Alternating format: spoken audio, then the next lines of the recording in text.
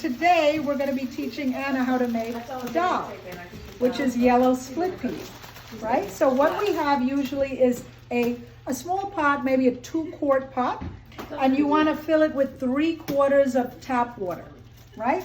Then you're going to take a teaspoon, and you can take any saffron powder, but this is cheap from Trinidad. And what we're gonna do, I don't want to get the saffron on my, you take like a 1/4 teaspoon of saffron. I have a little more, so let me take some out. What this just does is add to the yellow color. So it's basically coloring, but it's very good because it's turmeric. And it's also spicy. So this is, let me lower the heat. So what we have so far is the water with a 1/4 teaspoon of saffron. And then you're going to take, you can take 3 or 4 cloves. I take a little more. Maybe you take 5 or 6 cloves of garlic, fresh garlic. Just put them in there because they're going to melt out. Dahl takes about 45 minutes to boil, right, to be done. And it depends on how thick or thin you want it. So I tend to make mine thick, but not with the split peas showing. You can do that if you want to have it as a soup. So basically what we're going to do is let this boil. Now you do take a little salt and pepper if you want. I'll look for the salt. All right, hold on. I'll see the salt. Let's see the pepper. Oh, here.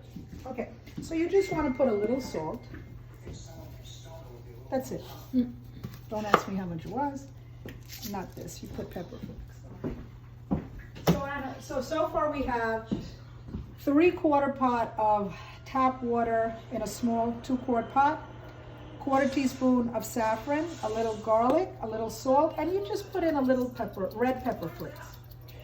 So you want to let this come to a boil, and then this is a bigger pot than usual, so I'm going to maybe put 3/4 of the bag of split peas for this amount. Usually we use half a bag, okay, for a little less water. Once this boils, the water with these ingredients, you put in the split peas and basically you let it boil. Now as it boils down, you'll have to add a little more water if it's getting too thick. At the end of this, when you find that it's thick enough, you put in the jeera, which is cumin.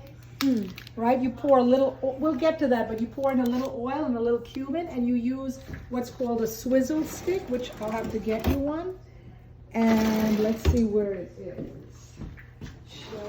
Okay, here. okay. Swizzle stick.